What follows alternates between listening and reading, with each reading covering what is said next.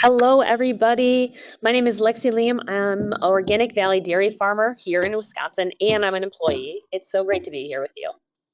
Hey everyone, I'm Clovis Seaman. I am both an employee and I was raised in one of our founding farms, actually. So, And we yeah. are going to tune in here to the Mallonees farm in Washington State. Hello. Hey Jack, how's the weather out there, guys? Good. The weather's beautiful. We have a nice overcast day, not too cold, and the cows are loving the pasture. Is that typical this time of year? We're getting pretty lucky. We haven't had too much rain this fall yet, but the rain's coming.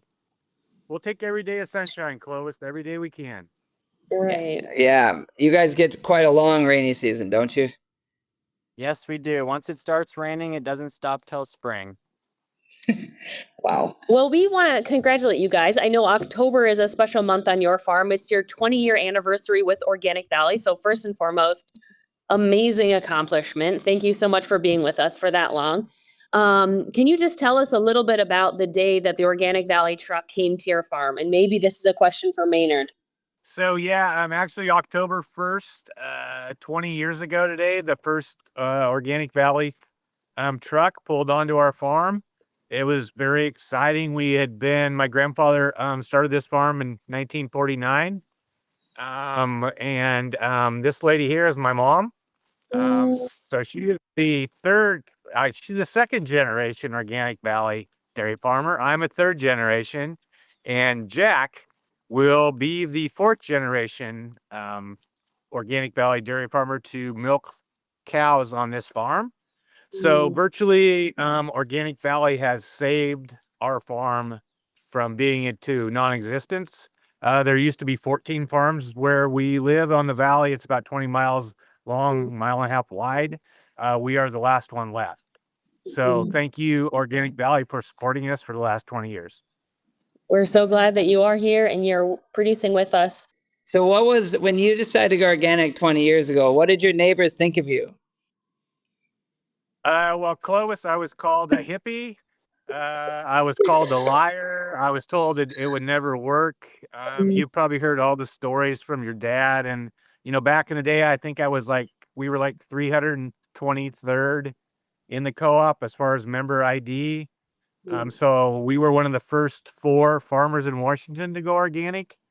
Now the county where I live in, I think there's 17 Organic Valley farmers. So virtually, once again, Organic Valley has saved the small scale family farms most of us are multi-generational, do a lot of pasturing and just living off the land.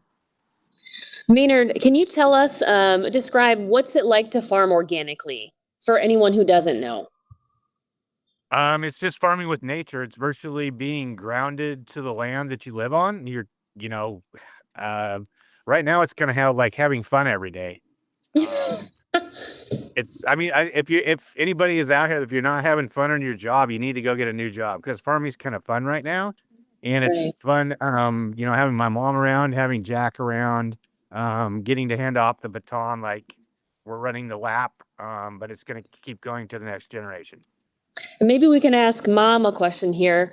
What makes farming fun? What made farming fun? Oh gosh, I just grew up that way. You know, when we started out, like I told one farmer that go back to the way your grandparents did if you're going to go organic.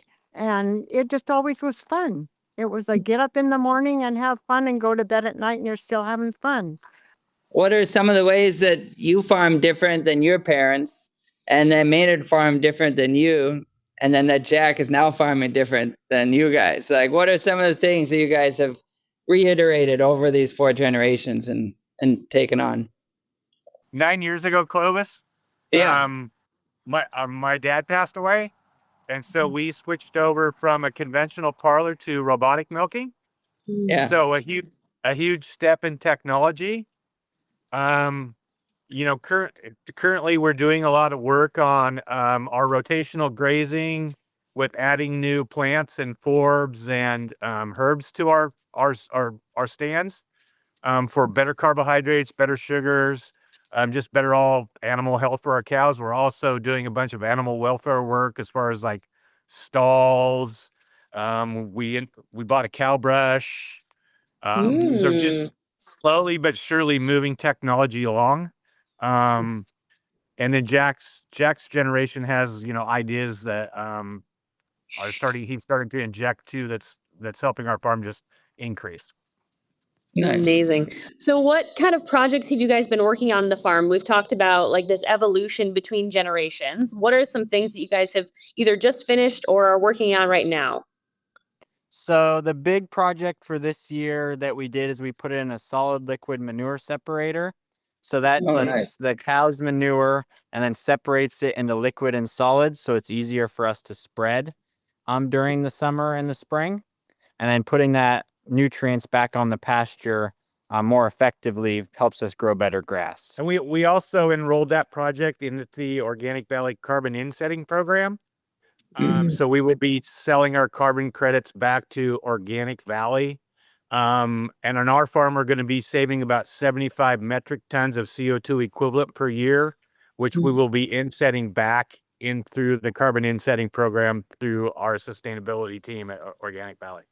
Yes, we're so happy to have you. I have a question. So how does manure sequester carbon?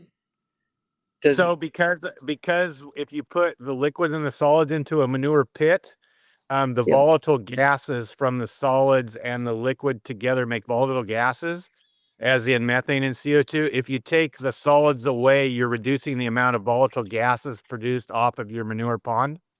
And those numbers are verifiable through the carbon insetting program. Nice. Absolutely. That's cool.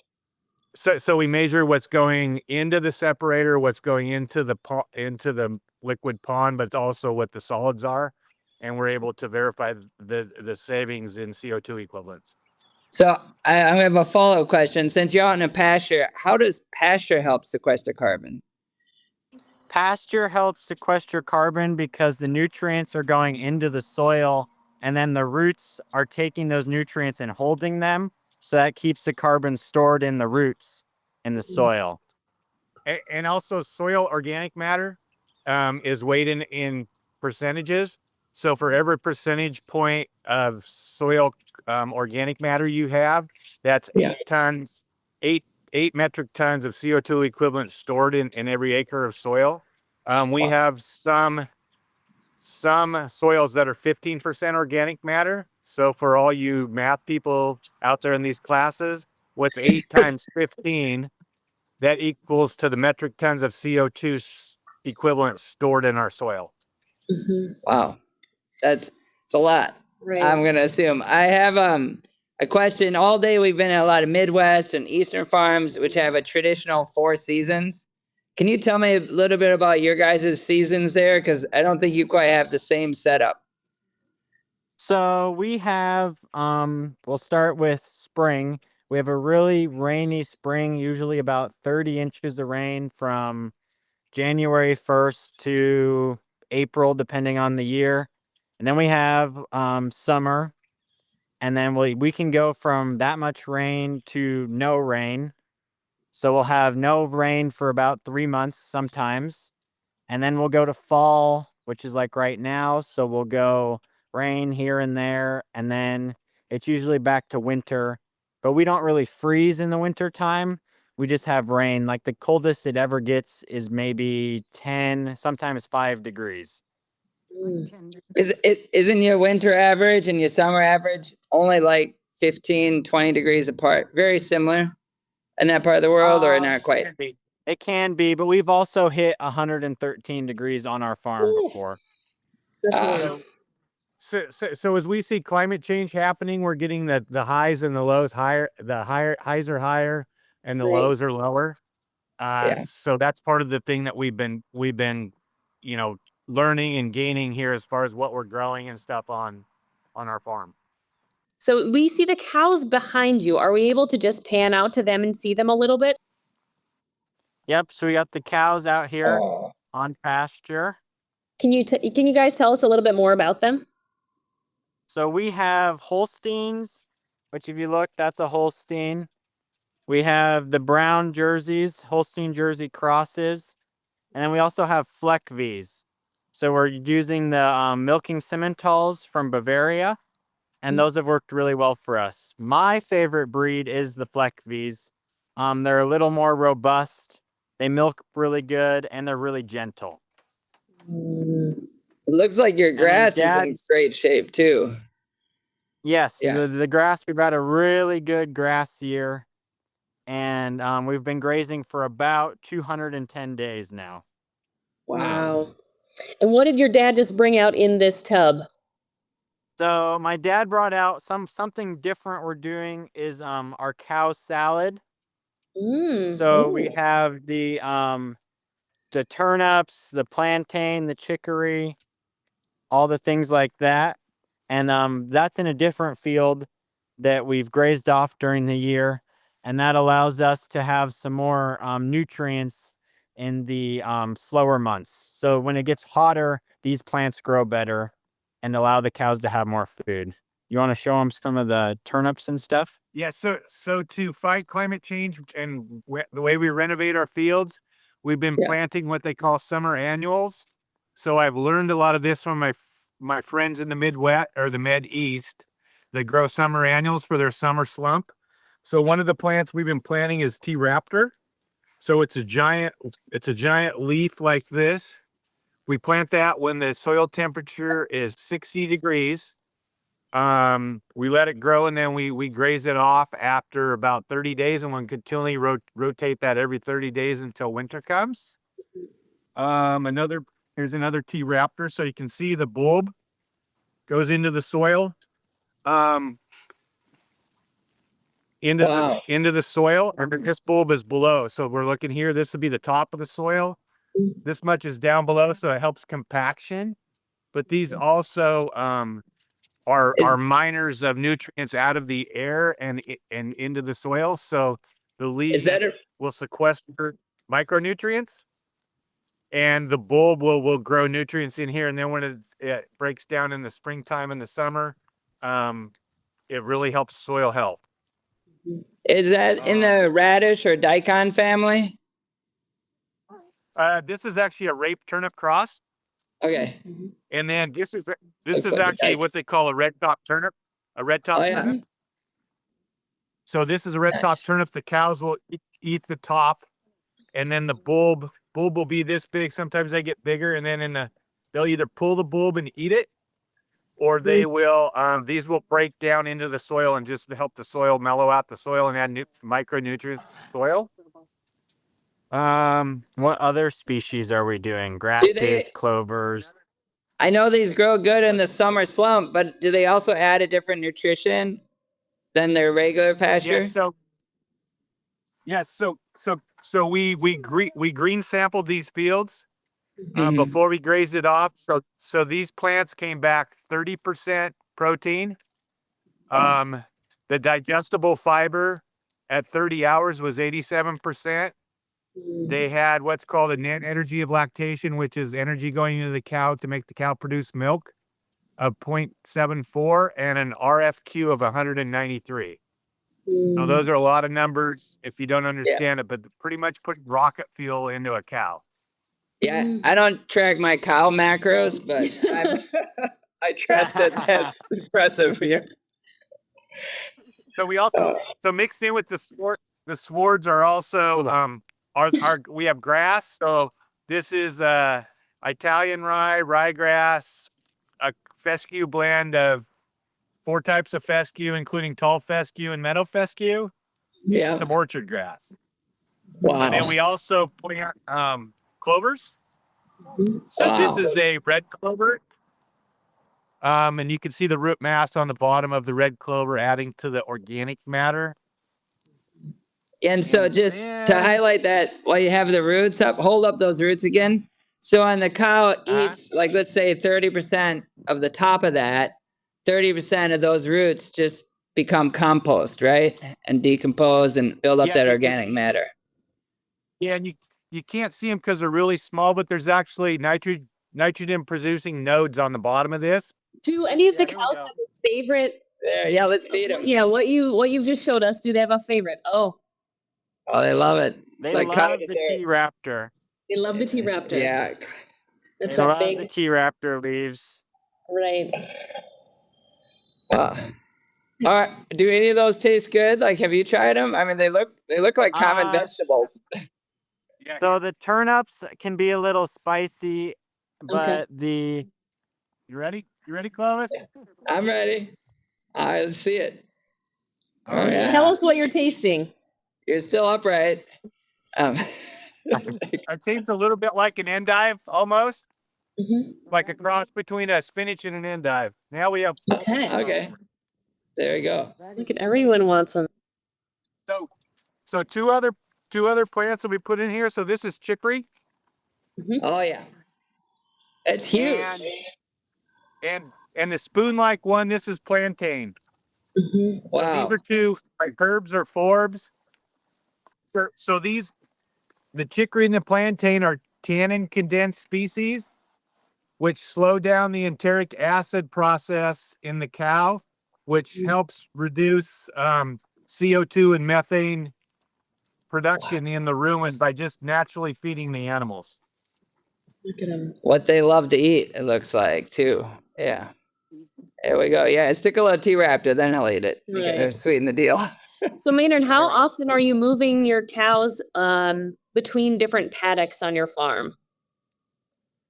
So we move them twice a day. We strip graze during the busy season. So we strip graze twice a day, and then we feed one bale in the barn. Because we have a robotic milker, so we need to entice the cows to come back into the barn and get milked Right. when we need them to get milked. Awesome. So those are our cows. Some of them have names. We have Clover, Crumble, a whole bunch of different named cows. Do you have a Clovis or a Lexi? I mean, it's No, we don't. not yet. I mean, it's gonna Not happen, yet. right? Maybe Yeah. after this live stream. I feel like if Clover has a It calf, does. it probably should be Clovis, I right? think so. I think so. How many cows do you guys have? So we milk 60 cows. We have one robot. Okay. Wow. Nice. And how many acres is your farm? So we have approximately 220 acres on the farm, and we have 90 that we graze, and then the rest are hay. So we Awesome. don't grow anything like corn silage or alfalfa. All we grow is grass here in Washington. Okay. It works really good with our climate and that. Mhm. And the The cows. cows Yeah. are enjoying the rest of the cow salad. They sure are. Tell me about some of the efforts you guys did around the farmyard for cow well-being. Like, I know you have the brush and the plastic stanchions, and just you guys have done a lot there. So a cow brush is like you go to a car wash, those brushes that spin on your car. The cows Yep. will walk up to the brush and touch it with their head or their back, and it'll just rub against them. So they'll just sit there and get brushed for, some will sit there for 10 minutes and it just rub on their back and rub on their head and on their neck. And they really, really love that. Yeah. And then we put in stalls that move, they're rubber. So the cows can stand up and they bump into them and they flex with the cow. And this Yeah. allows them to not get beat up with any metal or anything. And then we also put in a plastic, the same brand, a feed rail, so that also bends a little more. So they're comfortable when they're eating. What is can you tell us a little bit about some of the nature on your farm? Like, what sort of wildlife do you guys see around the farm? So we have birds all around us today. I see. We have deer, we have elk, we have bears, we have cougars on occasion, butterflies, and snakes, rabbits, squirrels, all those types of things. Coyotes. Just depends what else we have. We also have a river that runs through our property. So that river contains spring chinook, fall chinook, silver, or aka coho salmon, steelhead, rainbow Wow. trout, and trout, as well as many other species of like crawfish and mayflies and because we're on an organic farm, we have a ton of dung beetles. So virtually all the manure patties are destroyed by Mother Nature's dung beetles. What is a dung beetle? So a dung beetle is a fly that lands upon the manure patty, lays an egg in there, and then that creates a beetle, which comes up and takes the manure and puts it back into the soil. If it works through Mother Nature, and the little manure patty will be like almost moving with little beetles inside of it, and within a week, it goes from a fresh patty to a totally taken into the ground patty just by dung beetle action. Wow. They're often featured in like nature videos rolling dung, which is what they're Yeah, so there's like three or four different types. There's rollers, there's diggers, there's barriers, and I'm trying to remember the other one. But they all have their own function. Like a roller will roll it to a barrier, which will bury it, and then a digger digs the part for the barrier to bury it. So they all act in like a biodiverse cycle within Mother Nature. So you guys just talked a little bit about different animals that are on your farm. What's been the most surprising animal or insect that you've seen? We don't have any really surprising ones, per se. We have bald eagles and all the cool, majestic animals that fly over. So they're more just amazing of how they interact all around us. Talk about the lupin. So if we've got some folks tuning in, right? If they are looking or curious about being a farmer, what maybe Jack, you can speak to this. What would you say? What is your best advice to someone who may want to be a farmer one day? My best advice would be to find somebody who wants to teach you and put yourself out into the industry. I heard a lot this morning of people go to the store, plant seeds, learn where food comes from, and then take the steps from there to follow that path. There's a lot of opportunities in agriculture, and there's a lot of openings for people if they want to go and pursue something in the agricultural field. What do you love about being a farmer? What's so good about this occupation? I love working with nature, raising the cows, and then seeing all your progress throughout the day and the years and all the changes and progressions you can make. And what's it like working with your family? Working with your family's fun, always challenging, always something new, but you always have somebody to bounce ideas off of and make progressions for new and exciting things. Absolutely. So I heard you guys have some endangered species on the farm. Can you tell us a little bit about that? Endangered species. Well, if you're talking about the endangered butterfly, the and also the lupin, which Yeah. is a plant, that's mostly down at my place, which is a couple miles north of here. And I don't know. I really have to say that John did a lot of the work towards the having it classified and working with people, but we just kind of accepted it's always was there, and we just accepted it and worked with it and didn't think too much about it. And then one day, a lady who worked for the state was riding her bike by one weekend, and she sees the lupin, the purplish blue of it, out in the field, and she goes back to her office, and then that's when the whole process started. And it, all the attention that it got, it kind of took up a lot of our time and a lot of our space. And then when we got the phone call that said in 6 weeks, they will be making in Oregon, they will be having a hearing, and the federal government will be telling you what you have to do with your land in order to protect the lupin. And we're going like, huh. Well, so John got together with the conservation people, and they wrote up a plan for what we were doing, basically is what we were doing to begin with and how we were going to do it. And then we went on from there. And so it's kind of been a wonderful, wonderful progress, getting to meet a lot of people and a lot of good people, and then coming to realize how important all this is to our ecosystem. You know, Maynard showed you, and Jack, cow salad. when you think about that, how much in that cow salad people are putting Roundup on to destroy it, and they're not thinking about these are just native plants. Herbalists probably cringe when they see that happening with the Roundup. It's dandelions, it's the plantain, it's all of those things, the clover. They don't want it in their yards and they don't want it in their flowers. But they need to stop doing that on such a high degree. Maybe pulling is better than spraying, and just getting to live with the plants. Tell us Yeah. about some of the other species we have down the road. So part of our plan with the Kincaid's lupin, which is the host plant for the Fender's blue butterfly, we have a grazing plan. It's where we graze our heifers. They graze there year round. It's a 65-acre plot, very diverse as far as like it's a native prairie ground. Contains probably 38 native prairie species.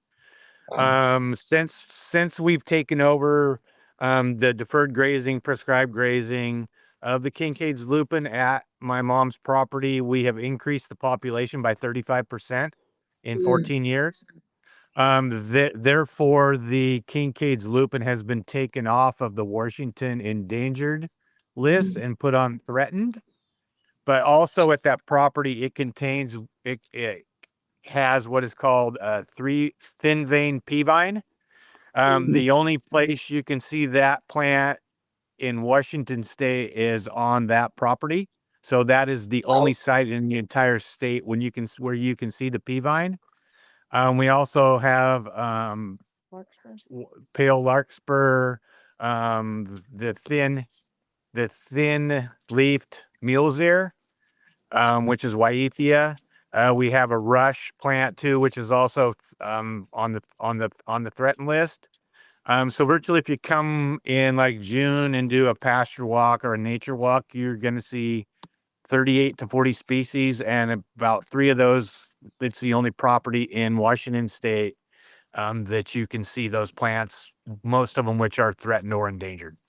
Wow, that's amazing. It's so fascinating that the way you farmed, you naturally ended up kind of mirroring nature and helping these plants stay and maintain their until their discovery, and then the plan to save them was to keep farming the way that you were farming. It's kind of a beautiful story about how near organic is to how nature is intended to be, you know. So you said this butterfly. There's a butterfly that only comes around there too, as well? Yes, but we don't know if it's actually on the farm. It's never been spotted, but it is the lupin is the host plant for The the host plant. butterfly. What butterflies have do you to- spot? Like, do you guys get monarchs come through there? We have swallowtails, and we have a bunch of different little ones that fly around, little white ones. It just depends on what's out. It also depends how windy it is, if we have a bunch of butterflies or not. So we actually have like 7 different varieties of swallowtails. Wow. I didn't realize this till we had some butterfly studies done on the farm, and they identified 7 different types of like yellow on black, black on yellow, white on black, black on white. So we have of those on the farm, we have I think 7 different varieties, plus a bunch of what they call skippers, which are little quarter to half dollar sized butterflies that zip around all the place, which are really cool little guys too. Lots of pollinators, lots of honeybees, wasps, all that stuff. Yeah, and then we have ants that are there. We have big giant ant hills down in the field that help change nutrients around, and they're very interesting. Another part of the biodiversity. Amazing. That's awesome. You guys shared a little bit earlier about your robotic milking system. Can you tell us, like, what does that mean? What does that look like? And what's the cow's routine with that robot? So the robotic milker runs about 22 hours a day, and it only stops when it's washing or it's broken. And the cows can just walk right in whenever they want, and they can get milked. So they have a little ear tag that it'll tell them, the robot, what number they are, where their teats are, and just things about the cow, how much milk they're giving, when they have last had their calf. So the cows are free to walk in whenever they want and go get milked. So like today in the morning, we ran them in the barn, just to feed them a bale in the barn, and then they all got milked, and then they came outside to get pasture. And then once they're full with pasture, they'll go back in and get water, and then they'll have to go in the robot to be able to get let back outside. So we have a gate that automatically will sort them, and that keeps them in the barn to get milked. And if they don't need milk, they can come right back outside to pasture. So do the cows like that system? The cows are pretty much free to do whatever they want. So they just kind of mosey around all day, especially in the summertime. They'll go get water, they'll get milk, then they'll come right back outside and lay down on the pasture. So you talked a little bit, but you said elk and bear on your farm earlier, and so I'm from the Midwest, and that is just never happened in my life. So can you tell us a little bit about like how you farm with those animals around?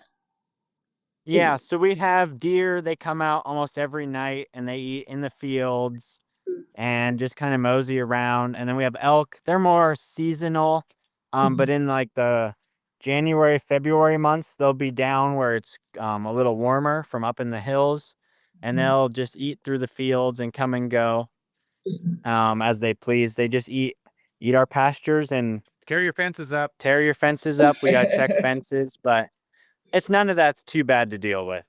Right. They don't bother jumping over. They just walk right through. They walk right through They it. just walk right through it. Yeah, I can imagine. You guys are on a pretty, like, it's mountains around you, right? Or at least good sized hills. You're not in a deep. You're surrounded by a lot of forest, aren't you? Your area. Yeah, we're called the evergreen state for a reason. We have trees everywhere and it's always green all year long. So all the hills are all green. The trees are tall and thick. And then we're just in the valley surrounded by all of that. Yeah, I remember when I came to your farm about a year or two ago, we went to the old growth nearby and it was beautiful. You know, some of the big giant trees. Yeah. So if you look out into the field, you can see the hills with the trees. And then you can see on the other side. That's 3,500 feet. And then way up there on the peak you can see is 3,500 feet up. Wow. Have you went up to that peak? Could you see the ocean? Yes. You can see the ocean from up on the hill. Yes, you can. Oh, Really yeah. clear day. You can see all the way to the ocean. Yeah, Amazing. that's awesome. But you guys aren't. Yeah, you're far enough off where you don't have any salt issues, right? Yeah. No, we are about an hour and a half away from the ocean, and we don't have any salt issues. But you can't drill a well in our valley without hitting salt water. Oh, So if wow. you drill too deep, you actually do hit salt water down below. Wow. Can we flip back to Maynard? And can Maynard tell us about this cow? Does she have a name? This is Pumpkin. Pumpkin? Ooh, pumpkin. Yeah. So this is And she's a little rowdy, I gotta say. She likes her head scratched, but she's getting a little rowdy with her head scratches here. so the deal with the Fleck Bee breed is they're super docile. That's why we like them. They convert pasture to milk better. It's good. They're higher fat and protein. They maintain their body weight. Like, she's like looks really nice. Probably has some happy trails running along her side there. And they make great robot cows. So because they're a robot cow, they're not, they just like being docile, and she really likes being petted. They're adaptive to the technology, basically. Like they don't mind. Yeah, and they're super thrifty when they're young. They grow really fast. They thrive good. They do well on pasture, like I said. So far they've been a spectacular hit here as far as us in our breeding program here on the farm. When just talking about the happy lines, like tell me a little bit about how organic farming really helps with the cow's health. So just be your cows out on pasture, and naturally grazing, the higher the forage, proteins and sugars and minerals, the cows naturally graze those. It goes into the rumen, is dissolved into the cow's system. Um, in my opinion, that just makes a better overall health of our cows. And so the happy lines are on the side of the cows. If you see on the rumen, there'll be lines down the side of those. Those are what we call, meaning that the cow's rumen is working really well. So those are a trait of a very happy cow. Nice. And what sort of products does your milk go into? So our product is picked up every other day by a milk truck. It goes to various plants for processing, including fluid, powder, cheese, but ours mostly goes into fluid. Okay. And do you have a favorite Organic Valley product, Maynard? Mine is any type of cheese.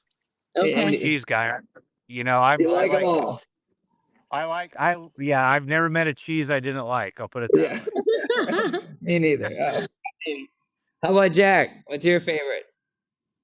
My favorite Organic Valley product is the Stringles. I love the Stringles, and I do bite them. I don't peel them. I don't know why you would ever peel a Stringles. The big debate. Yeah. Yes. And I Amazing. think biting them is very popular from what I've heard on the thing today. Yeah. It is. That's what I do. What do Yeah, you I do? think you have to bite if you're a busy person, like biting's for people Yeah. on the go, The luxury of peeling takes two hands, so. We've talked a lot about things that you're doing on your farm. What is one of the biggest challenges that you guys are currently facing, and what are you kind of working on to overcome that challenge? One of our biggest challenges is our goal is to be a 1,000,000-pound herd. So with 60 cows, that means we have to be 60 pounds of milk for every cow. So Wow. our goal is to just break over that 1,000,000-pound mark in milk.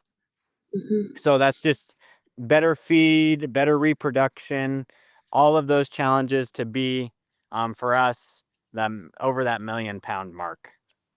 Right, that cow salad is going to get you there, right? Yep, the cow salad and a whole bunch of other things will get us over that hump, over the 1,000,000. Are you guys on the grass milk truck or the regular milk truck? I'm forgetting. No, we are on the regular truck. Okay. You just grow a lot of grass. Just a lot of grass. That's what we can grow, and we grow a lot of it. That's our goal. We did about 850 wrapped marshmallow bales this year on just our farm. Wow. All with grass haze in them, right? Yep, all with haylage on it. Wow. Moisture was depending.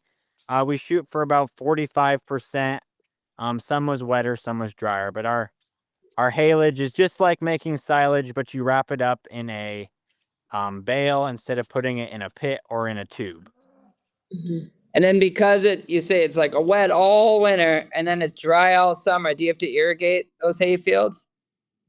So we have 90 acres of irrigated land, and then the rest is dry land. So on the dry part, we'll usually get 2 cuttings, and on the irrigated stuff, we usually get about 4.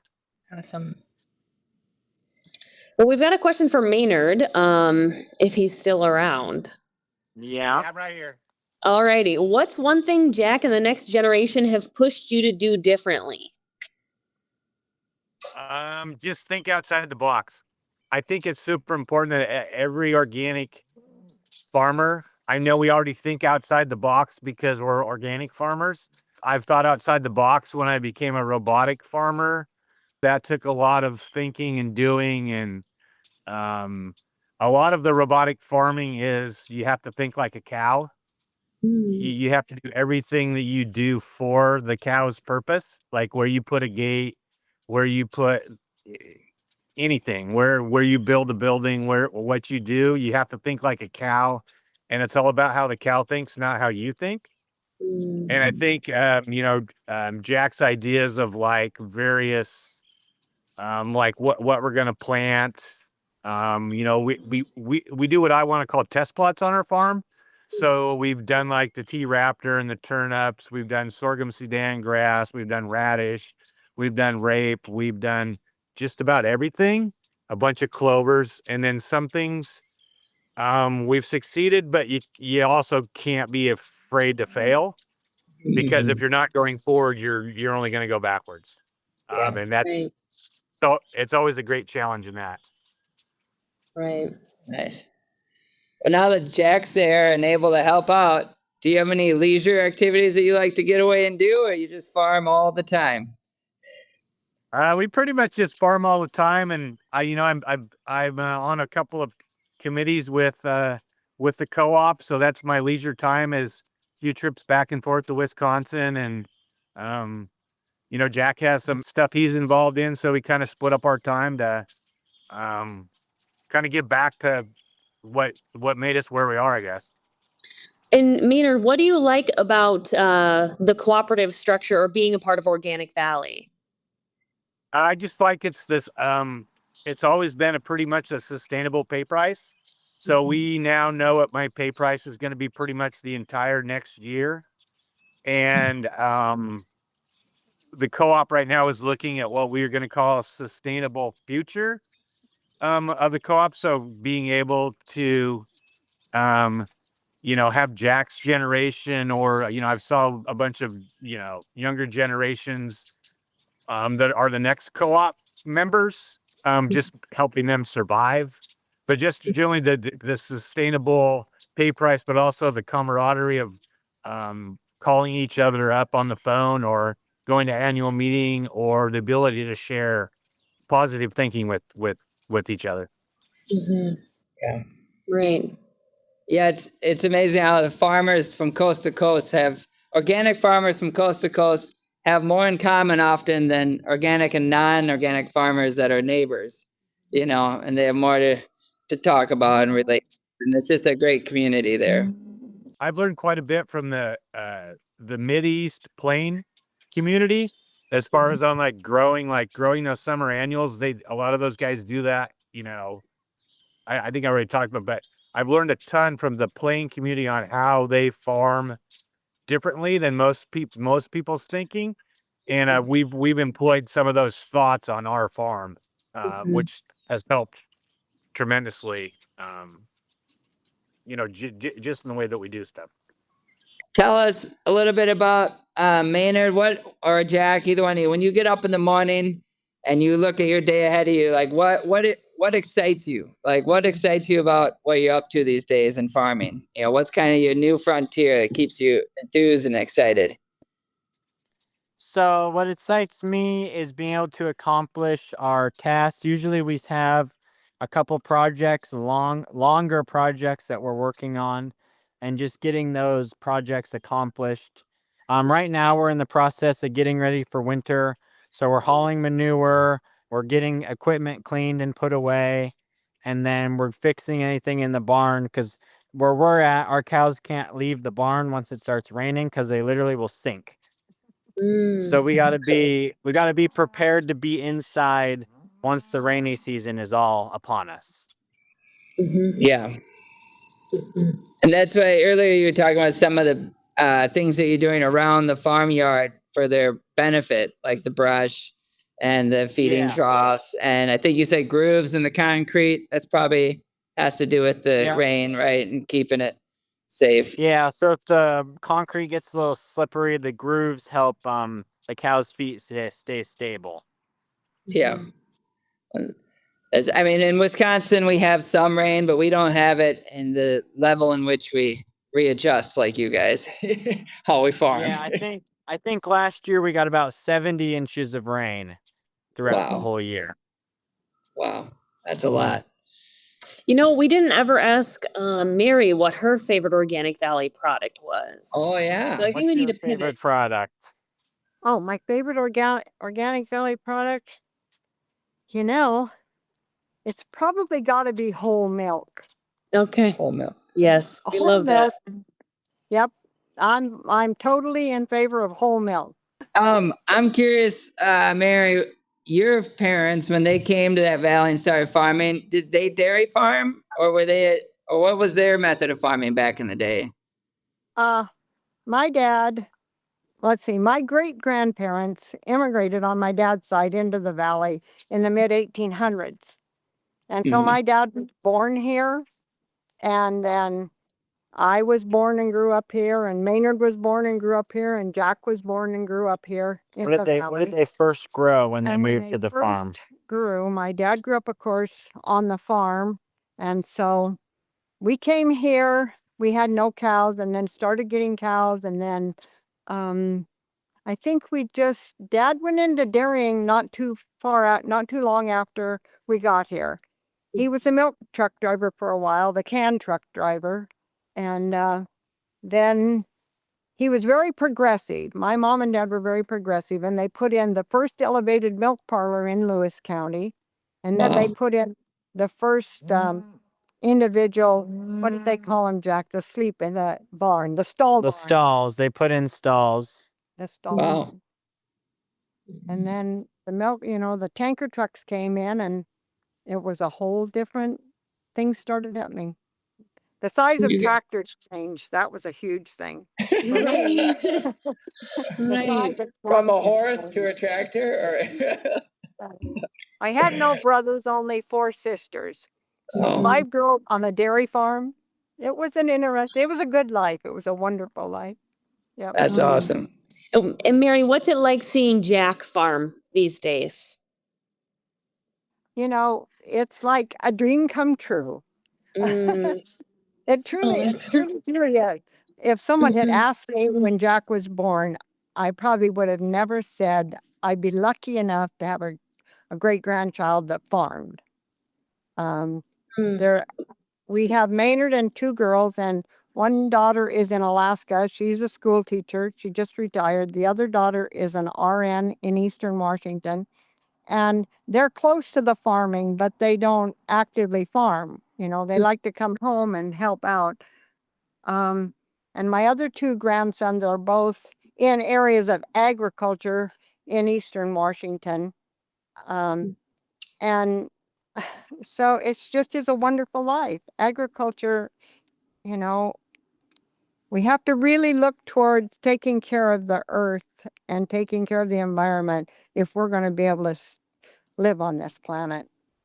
Absolutely. That was so Yeah, touching. Thank you for sharing, Mary. You're doing your part. Absolutely. I'm amazed. Every generation seems to be so progressive. You guys are at the front edge of really trying to figure it out and farm in ways that are really great. Jack, can you show us the cows again? So I noticed that some of them are laying down, some of them are eating. Can you just describe, like, what does a cow do during the day? Are they always eating? So we got our cows that are still eating, and we got Mhm. cows in the back that have laid down. Either their bellies are full and they're just ready to take a little rest, or there's a couple standing up chewing their cud. So that's the regurgitation process where they've ate it and now their body's fermenting it, and then they're eating it again. So they're gonna just lay, chew their cud, be content, and hang out for a while. And It then sounds like a good there's life. the few that just keep eating so they can get full, and then Mhm. eventually everybody will lay down and relax. How much milk do you produce a day? So we are given right now about 3,000 pounds a day with our cows. Our individual average is about 55 pounds a cow per day right now. It's great the way you farm naturally, like by doing this system and making the system healthy. It actually is like really increasing the health of the land around you. It's really amazing to see.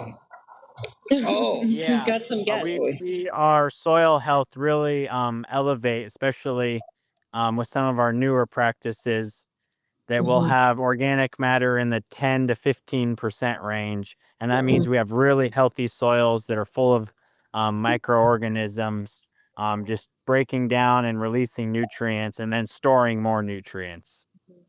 Jack, if you had to say, like, had a message for any sort of farmers out there for National Farmers Day, what would you say?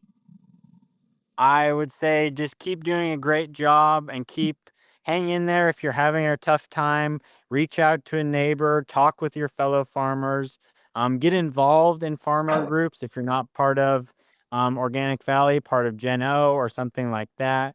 Reach out, be involved, and you'll build a community. And it's a lot more fun to farm when you have people to talk to, people you can call on the phone, get ideas off of, stuff like that. Right.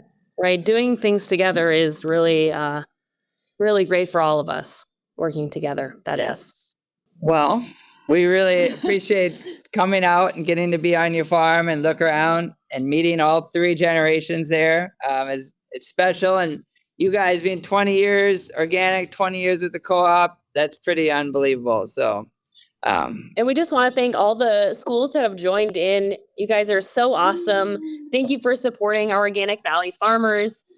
Thank you, Maynard, Jack, and Mary, for letting us see your beautiful farm in this beautiful valley. This has really been a treat. yeah. Yes, thank you for having us. Yeah, it's definitely been 20. It's been 20 years of belonging to a great co-op. That's for sure.